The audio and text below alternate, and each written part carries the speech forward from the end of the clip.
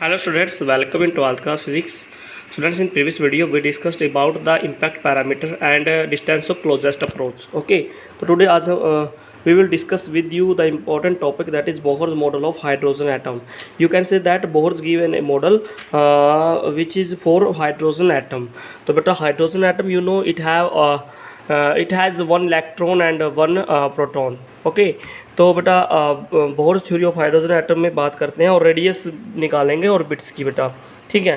तो according to Bohr's theory hydrogen atom consist of a nucleus with positive charge ZD and a single electron of charge.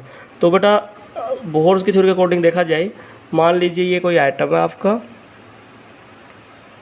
ठीक है, और मान लीजिए ये आपका न्यूक्लियस है। न्यूक्लियस पर चार्ज आपको बताया था मैंने, प्लस जेडी होता है और एक इलेक्ट्रॉन होता है, तो वन इलेक्ट्रॉन उसके अराउंड रिवॉल्व कर रहा है बेटा, ठीक है। तो यहाँ पे पॉजिटिव चार्ज है, यहाँ पे नेगेटिव चार्ज है, तो बेटा कौन फोर्स इनके बीच में अट्रैक्टिव फोर्स है और इलेक्ट्रॉन रिवॉल्व कर रहा है बेटा, जिसका मास m है, वेलोसिटी कितनी है बेटा v है। ओके, तो वही यहाँ पे देखिए दोनों इलेक्ट्रॉन और न्यूक्लियस के बीच में इलेक्ट्रोस्टैटिक फोर्स कितना है बेटा, that is equal to 1/4 pi epsilon naught. Charge nucleus पे जेड, इलेक्ट्रॉन पे ई बेटा, और डिस्टेंस कितनी है बेटा r स्क्वायर। तो बेटा f is equal to 1/4 pi epsilon को मैं अब इस एक्सप्रेशन में k पुट करता हूँ और k मान लेता हूँ इसको, और ये आ जाएगा बेटा Z E square by R square बेटा, ठीक है। This is the coulombic electrostatic force between the nucleus and the electron बेटा, तो k Z E square by R square. Okay, तो बेटा अब ये देखिए जो ये फोर्स है आपको अट्रैक्टिव फोर्स है, जो ये फोर्स क्या प्रोवाइड करता है, सेंटीमीटर फोर्स प्रोवाइड करता है। क्यों? क्योंकि इसी फोर्स की हेल्प से बेटा ये जो इलेक्ट्रॉन है वो सर्कल में रिवॉल्व कर रहा है, ठीक है। It means this force act as the centimetre force. तो बेटा सेंटीमीटर फोर्स क्या होता है, mv square by R, this is the centimetre force. और ये फोर्स कितना बेटा, k Z E square by R square. Both forces are equal, k Z E square by R square. Okay, तो बेटा यहाँ से देखा जाए सिंपल, r से r क्या हो जाता है बेटा, कैंसिल हो जाता है। तो यहाँ से मैं r निकाल दूँ तो बेटा r कितना निकल जाता है, यहाँ से r comes out to be k Z E square divide by M V square. Okay, तो बेटा यहाँ से रेडियस निकल जाती है। इसको आप मान लीजिए इक्वेशन नंबर मान लेते हैं, आप इसको इक्वेशन 1 मान लेता हूँ, चलो मैं, this is equation number 1। Okay, तो k Z E square by M V square, this is the radius. Okay, अब देखिए बेटा radius of electron in the orbit, या रेडियस ऑफ ऑर्बिट भी कह सकते हो आप। अब यूज़ करते हैं बेटा बोहर्स क्वांटाइजेशन कंडीशन। आपको पता है बेटा बोहर्स क्वांटाइजेशन कंडीशन किसकी बेटा, एंगुलर मोमेंटम के लिए। Bohr's quantization condition for angular momentum, for angular momentum. तो बेटा एंगुलर मोमेंटम के लिए अगर यूज़ करोगे तो बेटा बताइए क्या क्या बोहर्स की क्या कंडीशन थी बेटा, M V R is equal to integral multiple of h/2 pi. ये थी बेटा बोहर्स कंडीशन थी एंगुलर मोमेंटम के लिए, कि जो एंगुलर मोमेंटम है that is quantize integral multiple of h/2 pi था बेटा यहाँ, ठीक है। अब यहाँ से अगर रेडियस निकालने बेटा, तो यहाँ से रेडियस की वैल्यू कितनी आ जाएगी, रेडियस की वैल्यू यहाँ से आती है बेटा r is equal to NH/2 pi mv। तो यहाँ से बेटा ये रेडियस निकल जाती है, ठीक है। तो बेटा देखिए यहाँ से भी रेडियस आ जाती है, यहाँ से भी रेडियस आ जाती है। तो बेटा दो इक्वेशंस आ गई आपकी। अब इन दोनों इक्वेशंस को बेटा इक्वेट कर देंगे। बेटा यहाँ से रेडियस कहाँ से निकाल लिया है, यहाँ पे फोर्सेज को इक्वेट किया है, कूलम्बिक फोर्सेज और सेंटीमीटर फोर्स को इक्वेट किया है, तब आपकी रेडियस आई। ये आपका बेटा क्वांटाइजेशन ऑफ एंगुलर मोमेंटम से निकाला है। तो अब दोनों इक्वेशंस को अगर आप क्या कर देते हो बेटा, इक्वेट कर देते हो, तो बेटा आपका आंसर क्या आएगा, रेडियस फाइनल क्या आएगी आपकी, वो निकाल लेते हैं बेटा। When we equate both this equation, तो बेटा रिजल्ट क्या आएगा देखते हैं, k Z E square by M V square equal to integral multiple of NH/2 pi M V बेटा, ठीक है। तो यहाँ से कंपैरिजन करो बेटा, तो वेलोसिटी कितनी आएगी, 2 पाई k Z E square by NH। यहाँ से वेलोसिटी आ जाती है बेटा, ठीक है, वेलोसिटी आ गई बेटा आपकी। और अगर आप इस वेलोसिटी को, जो ये वेलोसिटी की वैल्यू आई है बेटा, इसको यहाँ पे पुट करो, इक्वेशन नंबर 2 में पुट करो, ये इक्वेशन नंबर 2 है, यहाँ पे वेलोसिटी की वैल्यू रिप्लेस कर दीजिए, तो radius comes out to be, radius आपकी आएगी बेटा n square h square 4 pi square M K Z E square. तो ये आ जाएगी बेटा रेडियस। यानी कि यहाँ से एक बात क्लियर हो गई बेटा कि जो रेडियस है, रेडियस वो किसके डायरेक्टली प्रोपोर्शनल है बेटा, एन स्क्वायर के। Radius is directly proportional to N square. यानी कि जो इनका ऑर्बिट का नंबर है उसके साथ स्क्वायर में वेरी करते हैं रेडियस। ठीक है बेटा। तो यहाँ पे हम कह सकते हैं कि radius of permitted orbits vary as the square of the N. ठीक है बेटा। तो अगर एन की वैल्यू 1 है तो रेडियस की वैल्यू 1 आ जाएगी, 2 है तो 4 आ जाएगी, एन की वैल्यू 3 है तो 9 आ जाएगी, 4 है तो 16 आ जाएगी।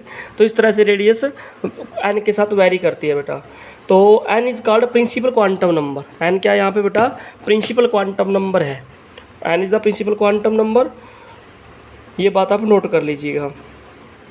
कई बार एग्जाम में क्वेश्चन आता है बेटा कि जो रेडियस है वो किसके डायरेक्टली प्रोपोर्शनल है, तो आप कहोगे प्रिंसिपल क्वांटम नंबर के प्रोपोर्शनल आ जाती है बेटा। अगर इसी रेडियस को जो हम अभी हमने फॉर्मूला निकाला रेडियस का, ये लीजिए, ये रेडियस का एक्सप्रेशन है बेटा। तो यहाँ पे अगर हम एक्सप्रेशन हाइड्रोजन एटम के लिए केस करें, हाइड्रोजन एटम के लिए अगर बात करें तो हाइड्रोजन एटम के केस में बेटा जेड की वैल्यू क्या आएगी, 1 आ जाएगी। हाइड्रोजन एटम में जेड की वैल्यू कितनी आ जाएगी बेटा, 1। एन की वैल्यू कितनी आएगी बेटा, 1। तो यहाँ पे एन की वैल्यू 1 पुट कर दीजिए, जेड की वैल्यू 1 पुट कर दीजिए, और एच की वैल्यू, ई की वैल्यू, ये सारे वैल्यू पुट करो। तो हाइड्रोजन एटम में जो रेडियस आएगी बेटा वो आ जाएगी H square by 4 pi square M K E square बेटा। ठीक है। तो अब एच की वैल्यू पुट करें, एम की मास ऑफ इलेक्ट्रॉन पुट करें, चार्ज ऑफ इलेक्ट्रॉन पुट करें, के की वैल्यू 9 × 10⁻9 पुट करेंगे। तो बेटा यहाँ से वेलोसिटी की वैल्यू कितनी आएगी आपकी, वेलोसिटी की वैल्यू कितनी आ जाएगी बेटा आपकी आ जाएगी यहाँ से 2 पाई, क्या यू कैन से दैट जो रेडियस की वैल्यू है वो आ जाएगी बेटा आपकी 0.53 एंगस्ट्रॉम। तो बेटा हाइड्रोजन एटम में क्योंकि इलेक्ट्रॉन एक ही होता है बेटा, तो उसकी जो रेडियस है फर्स्ट ऑर्बिट की वो 0.53 एंगस्ट्रॉम आ जाती है बेटा। ठीक है।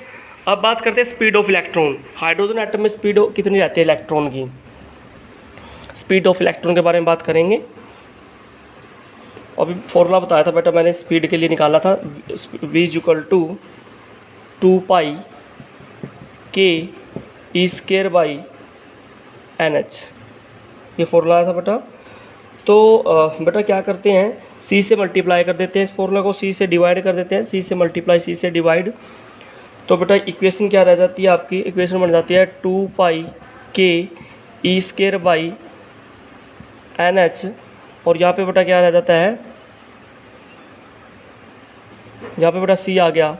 और हम क्या करेंगे बेटा, c/n को अलग निकाल लेते हैं, c/n को क्या निकाल लेते हैं बेटा, अलग निकाल लेते हैं। तो दिस इज़ द वेलोसिटी, तो ये वेलोसिटी है बेटा। तो ये सारे को पैरामीटर को मैं अल्फ़ा की वैल्यू अल्फ़ा मान लेता हूँ बेटा, क्या मान लेता हूँ, अल्फ़ा, क्योंकि कांस्टेंट है एक प्रकार से, और इसको फाइन स्ट्रक्चर कांस्टेंट बोलते हैं। जब इस पैरामीटर में सारी वैल्यू पुट करोगे तो अल्फ़ा की वैल्यू आएगी बेटा 1/137। ठीक है। और ये कितना बेटा, c/n। तो ये आ जाएगी आपकी वेलोसिटी, क्या आ जाएगी बेटा आपकी, ये वेलोसिटी आ जाएगी। तो वेलोसिटी कितनी है बेटा, 1/37 c/n। हाइड्रोजन एटम के केस में n की वैल्यू कितनी है बेटा, 1 है, तो बेटा वेलोसिटी कितनी आ जाएगी, c/1/37। ठीक है। तो इसका मतलब आप क्या कह सकते हो बेटा कि in case of hydrogen atom for first orbit speed of electron in the inner most orbit is 1/30 of the speed of the light in vacuum. जो speed of light in vacuum है बेटा c, उसका 1/37 है बेटा in first orbit बेटा। जैसे जैसे outer orbits में जाओगे तो बेटा जो v की वैल्यू है वो किसके साथ वैरी करती है बेटा, n के साथ इनवर्सली प्रोपोर्शनल वैरी करती है बेटा। ठीक है। This is the speed of electron. अब बात करते हैं बेटा एनर्जी की, एनर्जी ऑफ द इलेक्ट्रॉन। तो बेटा जो एनर्जी है इलेक्ट्रॉन की वो बेटा दोनों का सम है, kinetic energy as well as potential energy. बेटा जो टोटल एनर्जी आएगी इलेक्ट्रॉन की that is the sum of 2 energy, kinetic energy plus potential energy बेटा, दोनों एनर्जी का सम होगा, ये बात आप नोट कीजिएगा। तो बेटा काइनेटिक एनर्जी कितनी है, 1/2 mv², और वो बेटा अगर निकाला जाए, पीछे v की वैल्यू निकाली हुई है, तो वो आ जाएगी बेटा kZe²/2r। तो ये आ जाएगी बेटा आपकी काइनेटिक एनर्जी। पोटेंशियल एनर्जी कितनी आएगी बेटा आपकी, वो मैंने निकाली हुई है बेटा, वो आ जाएगी आपकी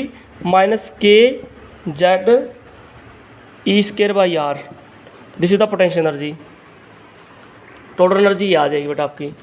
ठीक है। तो बेटा दोनों एनर्जी का सम है ये, पुट कर लीजिएगा।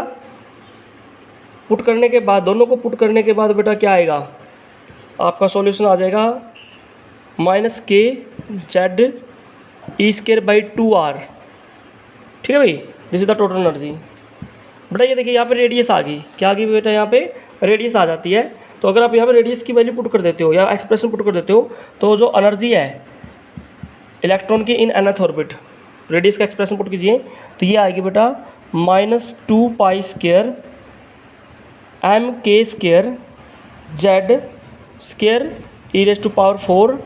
डिवाइड बाई n² h² बेटा।